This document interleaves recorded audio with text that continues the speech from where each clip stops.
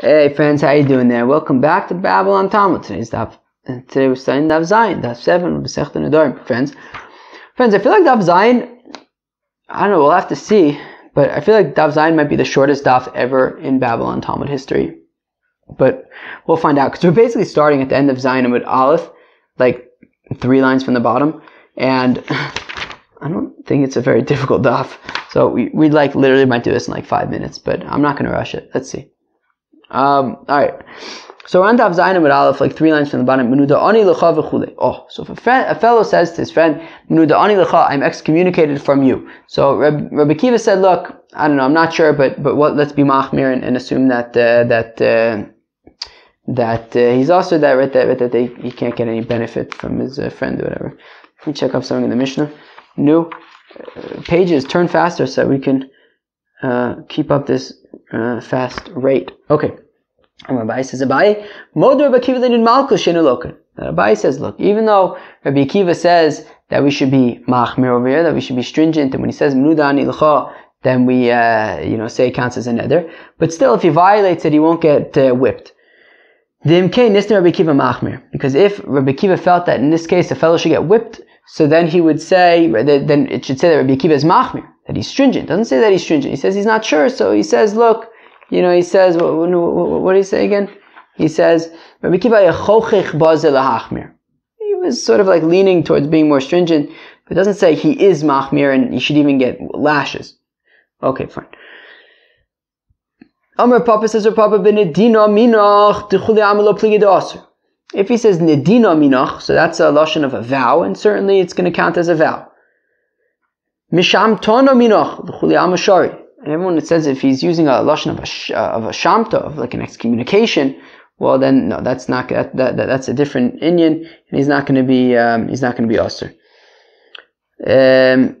Fine, but my pligay, where is this machlokas between the Tanakama and Rabbi Akiva? B'menuda ani lach, only when he says menuda ani lecha. Rabbi Akiva selver lishna deniduya hu. Rabbi Akiva says that we have to be concerned at least that menuda ani lach is a vow. Whereas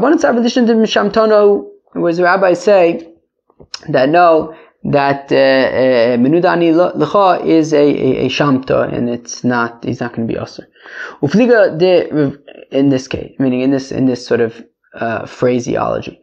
Ufliga de Rav Chizde, and now Rav Papa, who says that the machlokas is regarding menuda ani lecha, but not with regard to shamta, that argues with Rav Chizde that Ugav de Omar, because there was a fellow who said mishamtono benichse divrei de Rav Yirmiyah bar Abba, that there was a certain fellow who said that he said mishamtono benichse de Rav Chia the divrei de Rav Yirmiyah bar Abba, that I guess he was saying a lashon of shamta by the property of the son of Yirmiyah bar Abba.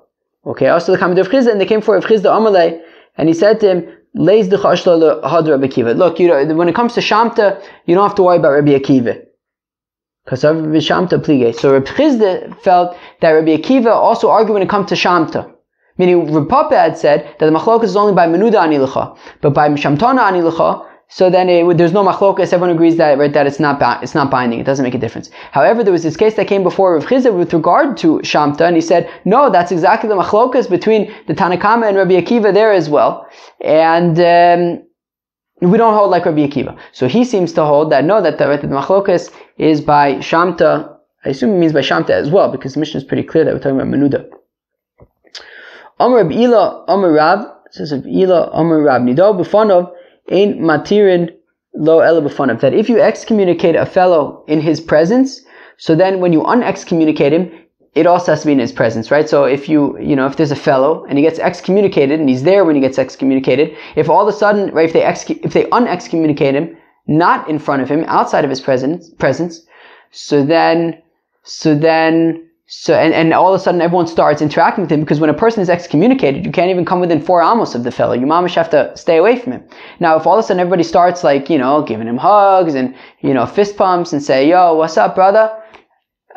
He'll be all confused. He'll be like, wait, what's with all these people? Why are they not doing what they're supposed to and being excommunicating of me?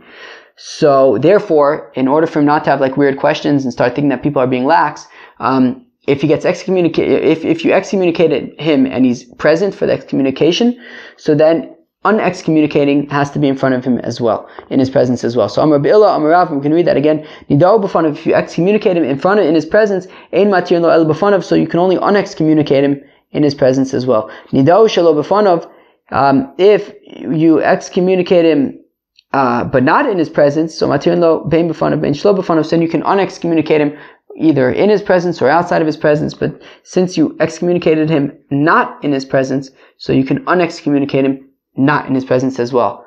Lots of negatives over there. Not such a fan of multiple negatives.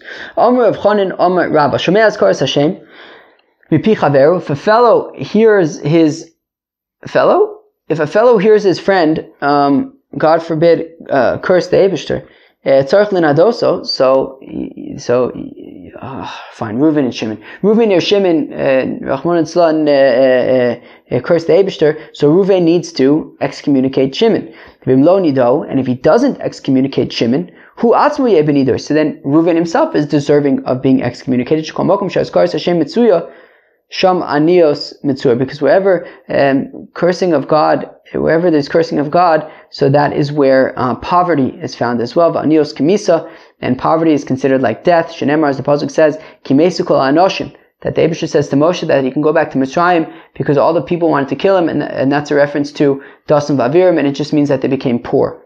V'tanya kol makom shenosnu chacham eneim omiso oni, that wherever the chachamim say, look disparagingly upon a fellow, so then, the person's going to die or become very poor. So we see that, if Reuben is present when Shimon blasphemes God, so he needs to excommunicate Shimon, and if he doesn't, then he himself is going to be deserving of death and excommunication. Amar Reb Abba, says Reb Abba, Avakoimna Kame de Rav Huna, says Reb Abba that he was in front of Rav Huna, Shamal Achitza, and he heard a certain woman, Te Afka Azkaris Hashem Nevatala, that she said Hashem's name in vain. Shamta, Rav Huna immediately excommunicated her, Vishara la'alter, and then Ba'apa, and immediately then unexcommunicated her in her presence. Shmamina Tlas, and says Reb Abba that we learned three things from this.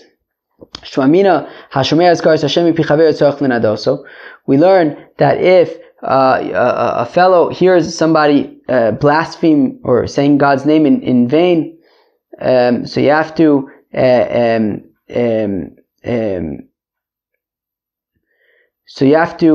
excommunicate him. Wait a second, I think I'm making a mistake. I'm sorry. No. So it's not cursing God. I'm sorry. It's not cursing God. It's saying God's name in vain. I'm sorry. So in this case, Reb Abba was there in front of Rav Huna, and a woman said God's name in vain, and he immediately excommunicated her, and then unexcommunicated her. And we said we learned three things. One is that if you hear somebody say God's name in vain, so you have to excommunicate that person. Vishmamina nidal b'fanav in matir lo b'fanav. We also learned that if you excommunicate a fellow in their presence, you have to unexcommunicate them in their presence as well, as we saw that Rav Huna Dafka unexcommunicated this woman in front of her, meaning he excommunicated her in her presence and then unexcommunicated her in her presence. And we also learned that you don't need to wait at all between excommunicating and unexcommunicating, right? Meaning he excommunicated her and then immediately unexcommunicated her. So we learned those three things, that if you hear somebody say God's name in vain, you have to excommunicate them. We also learned that you can't, that if you excommunicate a fellow in their presence, so you have to unexcommunicate them in their presence. And we also learned that you don't have to wait at all between the excommunication and the unexcommunication. Amar of Gidol, Amar Rav, says of Gidol, Rav Talmud Chacham, Menadel Atzmo, Meifel Atzmo, a Talmud Chacham, a Torah scholar, can excommunicate himself and unexcommunicate himself. Pshita, this is obvious. Ma'odetema in Chovush Matar Atzmo Beis Hasurin. May have thought to say that a fellow cannot let himself out of jail. If a fellow is in jail, he can't unjail himself. He can't free himself from jail. Right? So Kamash Malon. So I may have thought that if he excommunicates himself, then he won't be able to do it because now he's in jail and he can't get himself out of jail. Kamash Malon, that he can unexcommunicate himself. Hey Chidami, what does this mean? Ki the Marzutra Chsida, like it's Marzutra Chsida ki Mechayev Bar Beirav Shamto, that if there was a certain Torah student who needed to be excommunicated for whatever reason, Mishamas Nafshe Bereisha, Marzutra Chsida would first excommunicate himself. and then would excommunicate the other fellow, and when he would get home, he would unexcommunicate himself and then unexcommunicate the other fellow. Friends, that was the Zayin of Masechta Nedarim. I said it was pretty short. I said maybe it would be 5 minutes. It's now about 10 minutes. But okay, I don't want to rush things in order to set any records over here. But anyways, that was Daf Zayin. We saw machlokas between Rav Papa and Rav Chizda about this machloket with regard to when it comes to menuda anilcha. Rabbi Akiva says, is more stringent there. So we say, Rav Papa says it's only by menuda, but when it comes to shamtana, so then even Rabbi Akiva would not be stringent. He would say it's not it wouldn't apply. And Rav Chizda says no, that the machlokas is also by mishamtana as well. And then we learned about that if a fellow says God's name in vain, so then he needs to be excommunicated. We saw that Rav Huna excommunicated somebody and then immediately unexcommunicated them. And if you excommunicate a fellow in their presence, you have to unexcommunicate them in their presence. But if you excommunicate them not in their presence, you can unexcommunicate them not in their presence. Friends, that was Daf Zayin of Masechta Nedarim. Hope you enjoyed. Peace out.